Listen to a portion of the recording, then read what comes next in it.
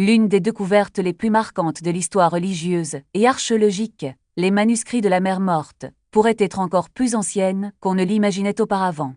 Récemment, les progrès technologiques ont permis aux scientifiques de percer ces mystères sans avoir à dérouler les parchemins. Grâce à l'intelligence artificielle, notamment liée à l'informatique quantique, il a été possible de déchiffrer des textes restés cachés pendant des siècles. Mais qu'est-ce que cette technologie a révélé exactement dans les manuscrits de la Mer Morte?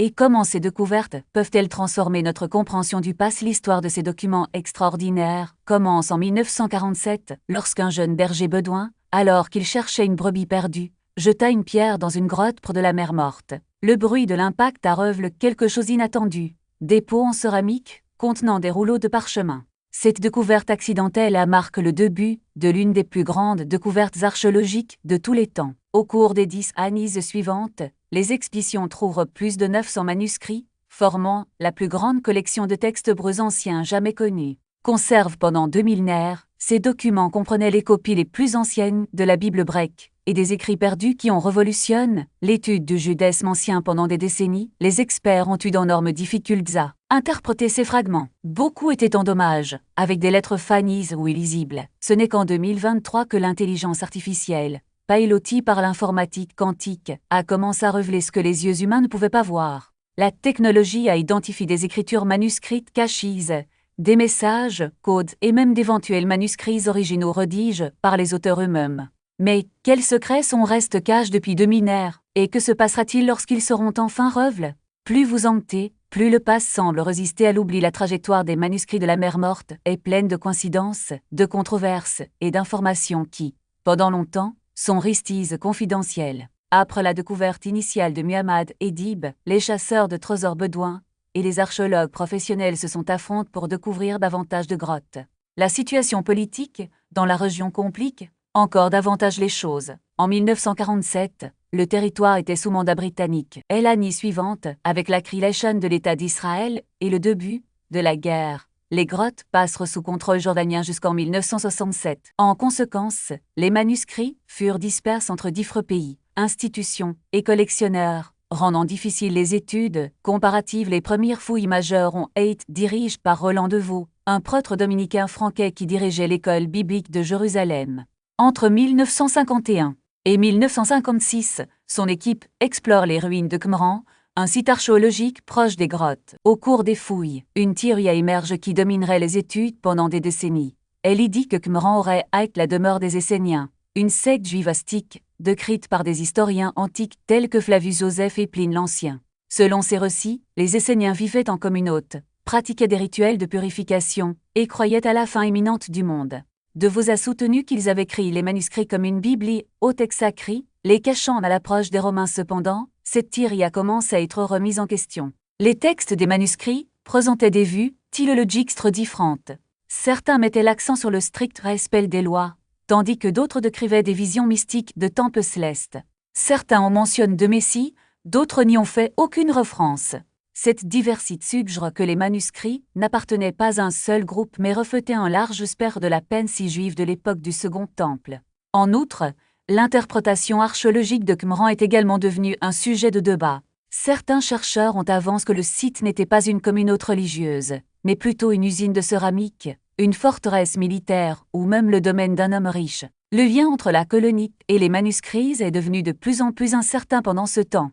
L'axe aux manuscrits eux-mêmes tournait au scandale. Devaux avait réuni une petite équipe d'experts pour publier les textes, mais les travaux avançaient à un rythme extrêmement lent. Dans les années 1980, la plupart des manuscrits n'étaient pas encore publiés, et seul un cercle restreint de chercheurs était autorisé à les étudier. Des théories du complot ont émergé. Les savants cachaient-ils des textes qui contredisaient la doctrine chrétienne? Ou cachaient des preuves que Jésus a eu des contacts avec les Esséniens? La situation a changé en 1991, lorsque la bibliothèque Huntington, en Californie, a mis fin au monopole en mettant des photographies des manuscrits à la disposition de tous les chercheurs. Le flot de publications qui s'ensuit transforme le champ d'étude, mais de nombreux fragments restent illisibles. Le parchemin était gravement endommagé, l'encre était pâle, et les morceaux étaient trop petits pour une interprétation claire. C'est à ce moment-là que la technologie entre en scène. En 2011, l'autorité israélienne des antiquités s'est associée à Google pour créer la bibliothèque numérique Long Lévi des manuscrits de la Mer Morte. Le projet consistait à documenter et photographier chaque fragment en trop haute résolution à l'aide d'images multispectrales, capturant des fréquences lumineuses au-delà du spectre visible. Grâce à cela, il a été possible de relever des écrits devenus invisibles à l'œil nu. Désormais, les chercheurs du monde entier pouvaient analyser les manuscrits avec un niveau de détail impossible à atteindre. Même avec les originaux en main cependant, déchiffrer le texte ne représentait qu'une partie du défi. Le plus gros obstacle était de déterminer la date exacte des manuscrits. Traditionnellement, deux techniques étaient utilisées. La datation au radiocarbone, qui analyse le moment où l'animal est mort et sa peau a été transformée en parchemin, et la palographie, qui étudie les styles d'écriture manuscrite pour estimer les périodes. La première nécessitait la destruction de petits échantillons du matériau et comportait des marges d'erreur qui duraient des décennies, voire des siècles. La seconde, bien qu'utile, était subjective et imprécise, ne permettant que des estimations à un intervalle de 200 ou 300 ans. En 2020, une équipe dirigée par Mladen Popovic de l'Université de Groningue a développé un système d'intelligence artificielle pour résoudre ce problème. Baptisé en référence au patriarche biblique qui aurait été emmené au ciel et aurait révélé les secrets de la création, le programme s'est révélé révolutionnaire, forme avec une base de données de manuscrits, dates au radiocarbone, et nous a appris à reconnaître l'évolution des styles d'écriture au fil du temps. Il analyse non seulement la forme des lettres, mais aussi l'angle des traits, l'espacement entre les mots et la pression de la plume sur le parchemin lorsqu'il a été testé sur des manuscrits d'âge connu et n'y a atteint une précision allant jusqu'à 30 ans, 10 fois plus précise que la palographie traditionnelle. Les implications furent immédiates et controversées. En examinant le grand rouleau disait, l'un des documents les mieux conservés de la grotte, l'intelligence artificielle a identifié que le texte avait à être copié par deux scribes différents, dont l'écriture était pratiquement impossible à distinguer à l'œil humain. Le système a de tête des variations subtiles dans la formation des lettres qui ont révélé le point exact de transition entre les copistes. Cette découverte ensuite a été confirmée par d'autres méthodes, validant l'efficacité des niaises, mais soulevant également des questions troublantes. Si l'intelligence artificielle pouvait distinguer des détails aussi infimes, que pourrait-on cacher d'autres dans les manuscrits de la Mère morte? Avant la naissance du Christ, cette découverte pourrait relancer les débats sur l'authenticité de leur vision. Mais ce qu'Ouénisa a révélé ensuite était encore plus surprenant. En comparant le fragment 4Q Daniel avec les versions ultérieures du livre, le système identifie des changements mineurs mais systématiques dans le texte. Des mots ont à être en place, des phrases réorganisées, et même des passages entiers ont été mis ou développés. Certaines modifications semblaient être des erreurs de copie, mais d'autres suggèrent une édition du librairie. Par exemple, dans un passage décrivant la chute d'un empire, le fragment original mentionnait de manière générique un roi du Nord, tandis que les versions ultérieures précisaient le roi de Grèce. Cette modification aligne la prophétie sur des événements historiques connus, tels que l'ascension d'Alexandre le Grand et de ses successeurs. Pour les chercheurs, cela confirme la théorie selon laquelle le livre de Daniel avait été adapté au fil du temps pour s'adapter aux nouvelles réalités politiques. Mais n'y est-elle plus loin? Lors de l'analyse de la structure des changements, le système adoptait une tendance. Les changements n'étaient pas aléatoires, mais suivaient une logique interne. Certains mots ont été conservés, tandis que d'autres ont été ajustés pour maintenir une cohérence logique ou historique. C'était comme si le texte avait été soumis à un processus de révision contrôlé, dans lequel chaque modification répondait à un objectif précis. Cette découverte a soulevé une question inconfortable. Dans quelle mesure les textes bibliques que nous connaissons aujourd'hui sont-ils fidèles aux originaux? Si même un livre, comme Daniel, considère comme relativement stable par rapport à d'autres, avait fait l'objet de recensions systématiques, qu'en est-il des textes plus anciens ou moins conservés? Le cas du fragment 4Q Daniel n'a pas été isolé. Un autre manuscrit, connu sous le nom de 4Q Samuel, présentait des variations encore plus dramatiques. Alors que la version traditionnelle du livre de Samuel décrit succinctement l'onction de David comme roi, le fragment de Qumran comprenait des détails supplémentaires sur les rituels et les prophéties qui n'apparaissent dans aucun autre texte. Certains chercheurs ont avancé que ces différences reflétaient des traditions orales distinctes, mais Enya suggère quelque chose de plus radical, que le fragment représentait une version alternative du livre, peut-être même une tradition rivale. El-Poti a gagné du terrain lorsque le système a identifié des parallèles entre le texte 4Q Samuel et d'autres manuscrits de Qumran qui décrivaient une vision messianique très différente de celle trouvée dans la Bible grecque standard. Alors que la tradition dominante mettait l'accent sur un messie royal, descendant de David, ces textes parlaient d'un messie sacerdotal, lié à la lignée d'Aaron. La coexistence de ces deux traditions à la même période remet en question l'idée selon laquelle le judaïsme antique était une religion monolithique. Au lieu de cela, cela suggérait une diversité de croyances et de pratiques qui avaient à être supprises ou marginalisées au fil du temps. L'impact de ces découvertes ne se limite pas au domaine de l'histoire ou de la stylogie. Ils ont également eu des implications pour l'archéologie si les manuscrits de Qumran contenaient des versions alternatives de textes bibliques. Qu'est-ce que cela disait sur la formation du canon? Pendant des siècles, les érudits ont débattu de la manière et du moment où les livres de la Bible ont été sélectionnés et compilés. La Syrie la plus acceptée était que le canon hébreu avait été fixé lors du concile de Jania, vers l'an 90 après JC, après la destruction du Second Temple. Mais les manuscrits de Qumran, rédigés entre le Yi siècle avant JC et le Yi siècle après JC, contenaient déjà des textes qui ne faisaient pas partie du canon final, ainsi que des versions différentes de celles qui y figuraient. Cela suggère que le processus de canonisation a été plus long et plus complexe qu'on ne l'imaginait auparavant. Il n'y avait peut-être pas un seul canon, mais plusieurs traditions concurrentes, chacune avec sa propre collection de textes sacres. L'intelligence artificielle a non seulement révélé ces nuances, mais a également permis de reconstituer la manière dont ces traditions interagissaient. En analysant la répartition des manuscrits dans la région de Qumran, Agnès a identifié des mots de leur indiquant l'existence d'un réseau d'échanges de textes entre les communautés. Certains fragments étaient clairement des copies d'originaux produits ailleurs, tandis que d'autres semblaient être des compositions locales. Cela renforce l'idée que Qumran n'était pas un centre isolé, mais faisait partie d'un écosystème intellectuel plus large dans lequel les hadiths circulaient librement. Cependant, toutes les découvertes n'ont pas été bien accueillies. Lorsque le CIST a commencé à analyser des fragments de textes non bibliques, tels que les soi-disant hymnes de Thanksgiving ou les parchemins de guerre, de nouvelles controverses ont surgi. Ces manuscrits, qui décrivaient des visions apocalyptiques et des rituels communautaires, contenaient des passages qui semblaient faire écho à des concepts trouvés dans d'autres cultures anciennes, comme l'idée d'un maître de justice persécute ou la croyance en un conflit cosmique entre les forces du bien et du mal. Certains chercheurs ont vu dans ces similitudes la preuve d'influence extérieure, peut-être même de contact entre la communauté de Qumran et d'autres groupes religieux, comme les Esséniens ou les premiers chrétiens. D'autres, cependant, ont soutenu que les similitudes étaient superficielles et que chaque tradition développait ses propres hadiths de manière indépendante. Agnès, quant à lui, n'a pas pris parti. Son rôle était d'identifier des mots-clés, pas de les interpréter.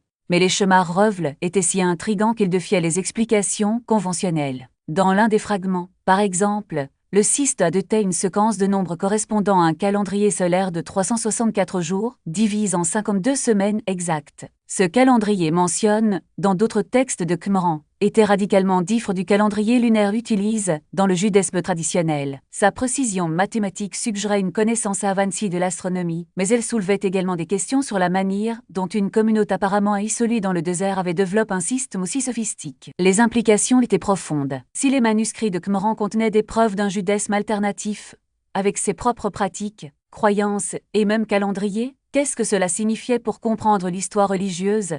Se pourrait-il que le judaïsme du Second Temple soit beaucoup plus diversifié qu'on ne le pensait auparavant, avec de multiples courants en concurrence les uns avec les autres? Et si oui, pourquoi un seul de ces courants a-t-il survécu pour devenir le judaïsme rabbinique que nous connaissons aujourd'hui? Tandis que les chercheurs débattaient de ces questions, Agnès continuait à travailler, analysant de nouveaux fragments et affinant ses découvertes. Chaque avancée apportait de nouvelles questions, et chaque réponse semblait ouvrir la porte à des mystères encore plus profonds. Ce qui la commence comme un outil de datation des manuscrits se transforme en une fenêtre sur un monde antique qui défiait tout ce que nous connaissions sur l'histoire, la religion et même la nature de la connaissance humaine. Et pourtant, malgré toutes les révélations, une chose restait claire. Les manuscrits de la mer morte recelaient encore des secrets que même l'intelligence artificielle n'avait pas réussi à percer. $1 million pour chaque morceau de parchemin, dont beaucoup ont été acquis par des institutions religieuses ou des collectionneurs privés cherchant à valider leurs croyances. La révélation des contrefacons a non seulement mis la crédibilité du marché des antiquités, mais a également révélé un défaut critique dans la manière dont l'authenticité des manuscrits était vérifiée. Les méthodes traditionnelles, telles que l'analyse paléographique et la datation carbone, se sont révélées insuffisantes face à des techniques de contrefacons de plus en plus sophistiquées. Pendant ce temps, l'intelligence artificielle apparaissait comme une solution possible, ou une nouvelle source de controverse, la capacité d'Onic à analyser des motifs microscopiques, dans l'écriture manuscrite, à comparer les variations textuelles en millisecondes et à détecter des anomalies subtiles dans la composition du matériau semblaient prometteuses. Cependant, leurs résultats soulèvent également des questions inconfortables. Si l'IA pouvait identifier les contrefacons avec autant de précision, pourquoi n'a-t-elle pas été utilisée auparavant pour empêcher le scandale du musée de la Bible? La réponse était complexe.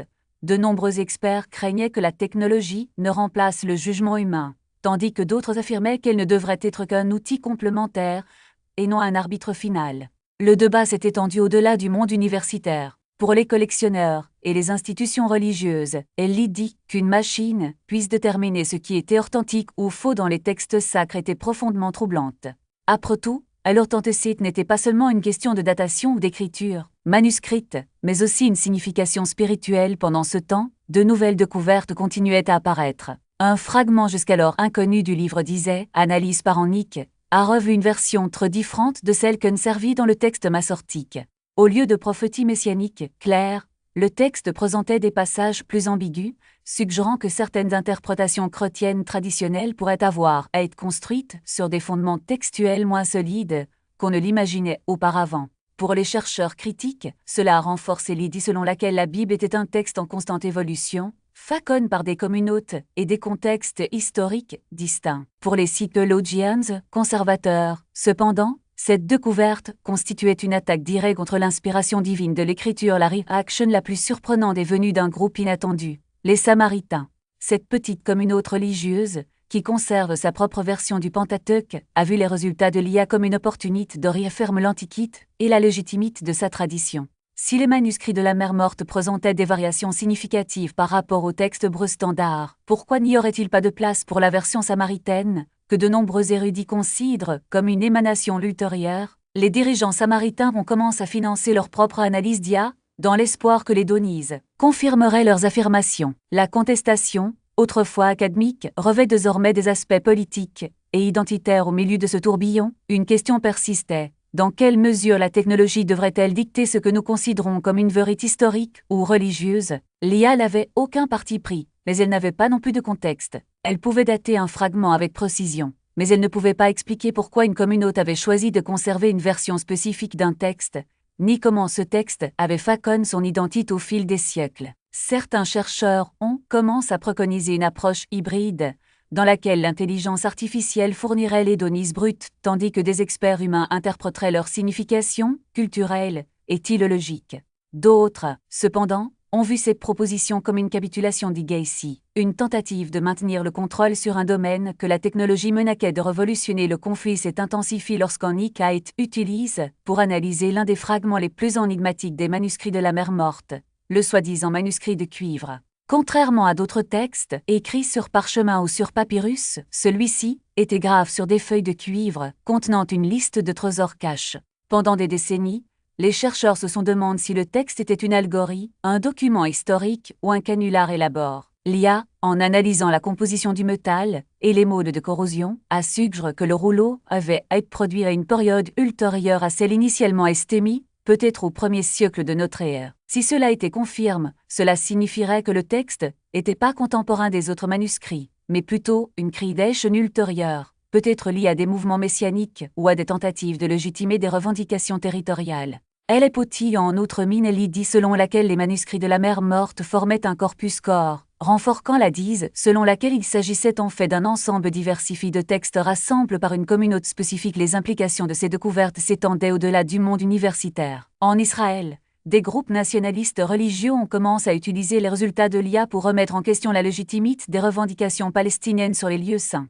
Si les textes bibliques étaient plus fluides qu'on ne le pensait, comment pourrait-il servir de bas à des conflits territoriaux? En réponse, des érudits palestiniens et arabes lancent leurs propres projets de recherche, cherchant à prouver que les variations dans les manuscrits reflétaient des influences culturelles plus larges, notamment les traditions arabes et islamiques primitives. Ce qu'ils avaient commencé comme une dispute sur la datation, et leur tentacite s'était transformé en un champ de bataille géopolitique. Pendant ce temps, Nick continuait à travailler, analysant des milliers de fragments qui n'avaient pas encore été de chiffres. Chaque nouveau résultat apportait plus de questions que de réponses. Parviendrons-nous un jour à une compréhension définitive des manuscrits de la Mer Morte, ou est-ce-nous condamne à vivre dans un état d'incertitude permanent, où chaque découverte ne faisait qu'approfondir le mystère? Une chose cependant était sûre, La technologie avait changé à jamais la façon dont nous interagissons avec le pass. Et ce faisant, j'avais également relevé que certaines vérités étaient plus fragiles et plus précieuses que nous ne l'avions jamais imaginé. Et puis, le marché des antiquités tremble comme un parchemin au vent.